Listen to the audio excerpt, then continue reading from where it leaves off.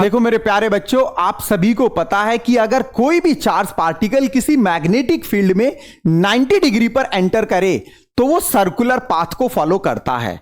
It means जब वो circular path को फॉलो करेगा तो आपसे कभी रेडियस कैलकुलेट कराया जाता है, कभी वेलोसिटी कैलकुलेट कराया जाता है, कभी टाइम पीरियड, कभी फ्रीक्वेंसी, और इसमें डिफरेंट कंडीशंस लगाई जाती हैं। कहीं वेलोसिटी कांस्टेंट होगा, कहीं काइनेटिक एनर्जी कांस्टेंट होगा, कहीं मोमेंटम कांस्टेंट होगा। इसी कंसेप्ट को यूज करके एक IIT JEE 2024 में बहुत सिंपल सी प्रॉब्लम पूछी गई।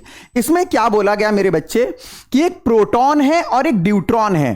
प्रोटॉन और ड्यूट्रॉन है जिसका काइनेटिक एनर्जी सेम है और मैग्नेटिक फील्ड में 90 डिग्री पर एंटर करता है। तो आपको जो वो रेडियस डिस्क्राइब करेंगे उस रेडियस का रेशियो बताना है। किसका? Radius of deuteron to the radius of proton.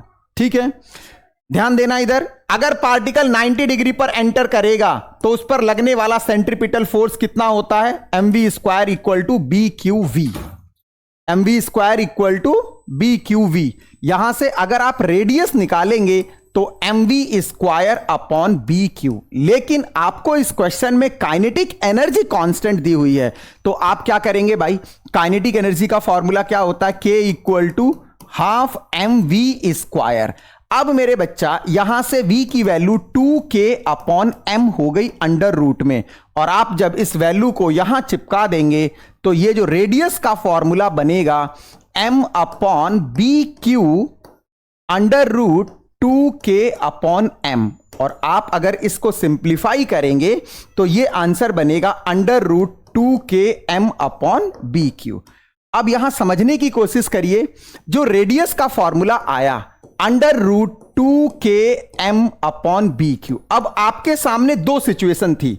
अगर आप इस फॉर्मूले को डायरेक्ट याद रखते हैं कि अगर कोई भी पार्टिकल 90 डिग्री पर एंटर करेगा और काइनेटिक एनर्जी कांस्टेंट है तो रेडियस का फॉर्मूला होता है under root 2k m upon BQ।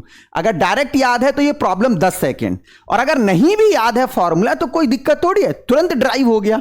मुश्किल से 1 मिनट लगा ड्राइव करने में। ठीक है, अब आइए, काइनेटिक एनर्जी सेम है, मैग्नेटिक फील्ड सेम है, बस पार्टिकल बदल रहा है। So radius is directly proportional to root m upon Q। अब आपको साफ साफ दिया हुआ है कि जो ड्यूट्रॉन है, ड्यूट्रॉन का चार्ज सेम एज प्रोटॉन, लेकिन मास जो है उसका वो ट्वाइस है। तो मेरे बच्चे अगर आप r deuteron upon r proton करते हैं तो मास कितना है? ट्वाइस। तो अगर हम बात करें मेरे बच्चे तो मास तो ट्वाइस है, तो रूट 2 अपॉन 1, और प्रोटॉन का मास प्रोटॉन का मास कितना है? 1 अपॉन 1। तो फाइनल आंसर कितना आ गया? रूट 2/1। इस तरीके से आप ऑप्शन नंबर सी को क्लिक करते और एक कदम एडवांस की तरफ होता। मेरे बच्चे इस क्वेश्चन को करने में थोड़ा सा जो भी टाइम लगा वो इस वजह से कि मैं ये मानकर चलता हूं कि आपको रेडियस का फॉर्मूला नहीं याद है, आपने तुरंत ड्राइव कर दिया। अगर यार याद होता तो इसको करने में कितना टाइम लग रहा है? मुश्किल से 10 सेकंड लग रहा है।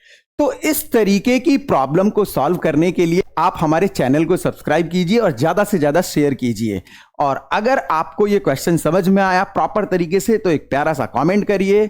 और हां, अगर आपको मैग्नेट का लेक्चर नहीं आता है तो आप हमारे प्लेलिस्ट वाले सेक्शन में जाइए। Magnetic effect of electric current बहुत डिटेल में समझाया गया है, आप वहां से समझिए और आप अपने मिशन को जो आपने एडवांस का देखा हुआ है उसकी तरफ कदम बढ़ाई चलिए। तो मिलते हैं नेक्स्ट वीडियो में, तब तक के लिए बाय।